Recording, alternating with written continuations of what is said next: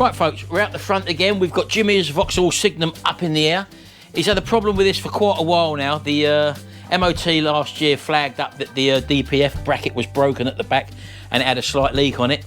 And it's now gone into limp mode. Every time you try to accelerate up to it takes ages to get up to 60 miles an hour. It has got a warning light up. We'll have a look at that another time because I've got a new meter to have a look at, a new testing gadget. So we'll have a look at that another time. But first of all, we're going to get this DPF out. I think it's gone beyond a regeneration. I think this is now totally blocked, so bearing in mind it is damaged, we're going to take it out and Jimmy's going to order a new one and we're going to be putting that back in. So let's get going.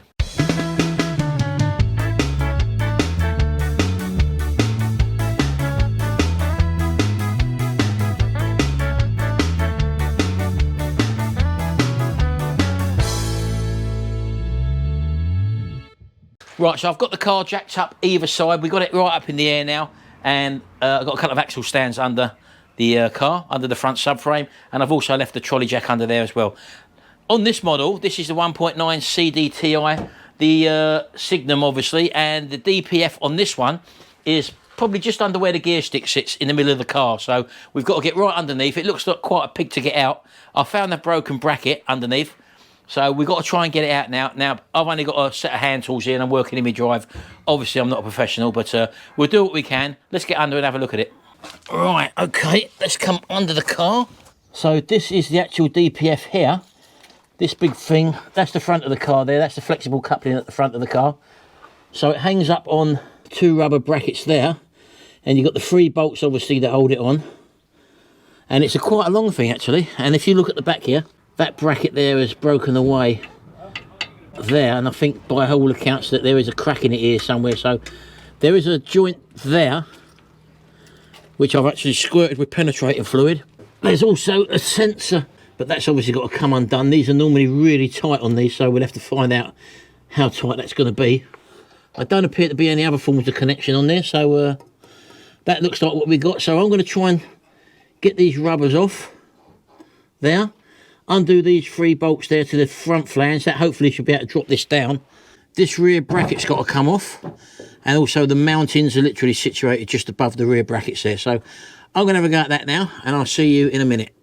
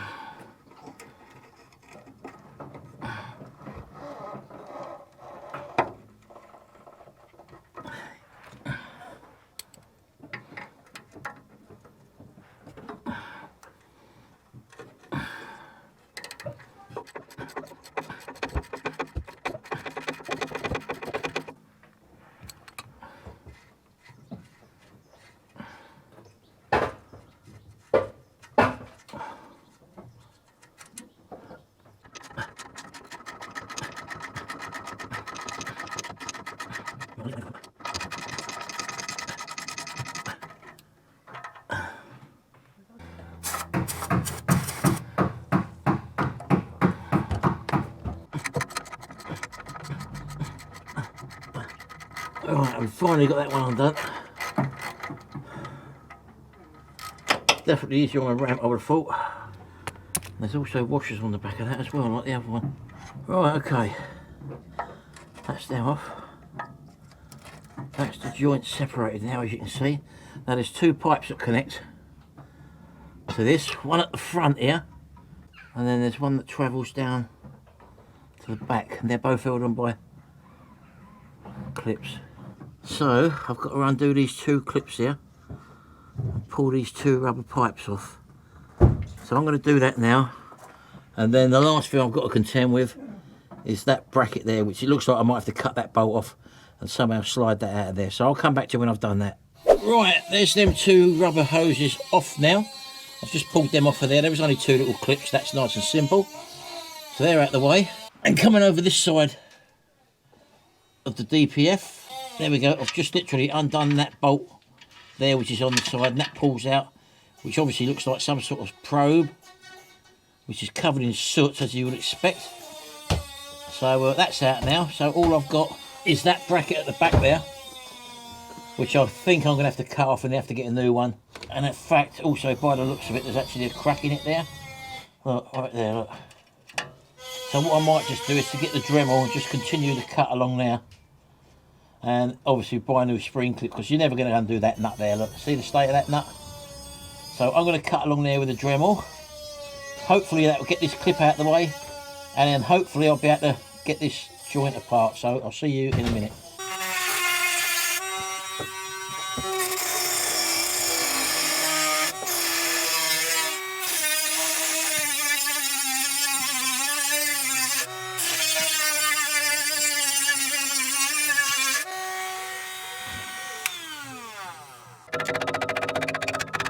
There we go. There we go, baby. That's split it, isn't it?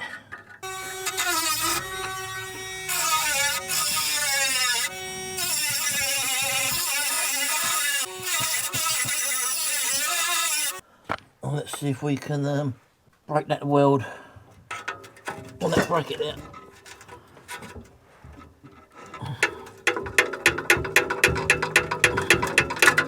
There we go. There we go, folks. Right. So, I can just get that off of there.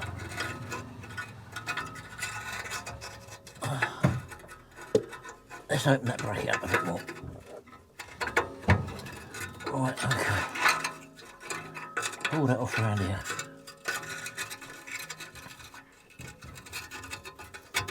There we go. Right, that's that out of the way. Whew. So we need another clamp bracket, obviously, which ain't a problem. The hardest bit is going to be separating this pipe. Just want to slightly open that up a little bit.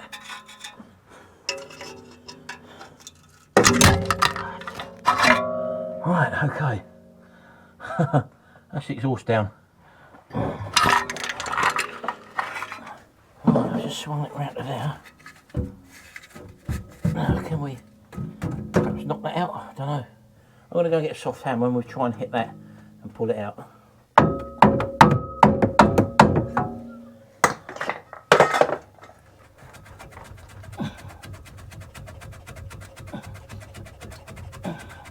Come on, baby.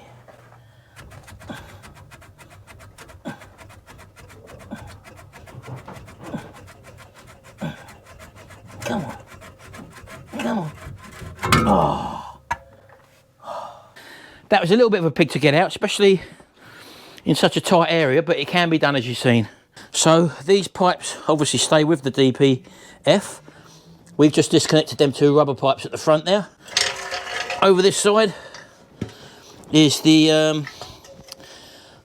that was the sensor probe which we took out. That was a 17mm spanner, and there is this little, I don't know what this is here, this sort of little brass thing there. I don't know what that is. I'm putting my hand inside there and I can't feel nothing, or it's actually blanked off, so it don't actually do anything.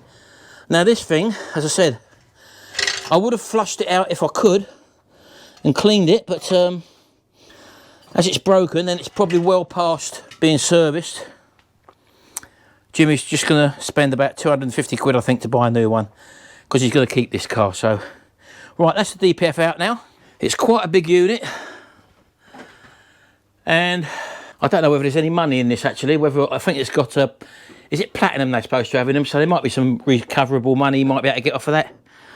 But yeah, that's it. I've taken it out. We've got to order it now. That might be a week or whatever to come, I don't know. So you'll be seeing me fitting that in another video, and then we'll have a look at the fault codes which it had as well, because I've got a new diagnostic meter to show you as well in a future video. Anyway, thanks very much, folks. Don't forget, check out my other Signum videos, also Vauxhall Vectra and Vauxhall Astra videos if you like this sort of thing. Check out my other playlists, and do hit that subscribe button and ring that little notification bell and set your preferences to all. That way you'll get notified every time I upload a video. Thanks very much. I'll see you in the next video, and until then, bye for now.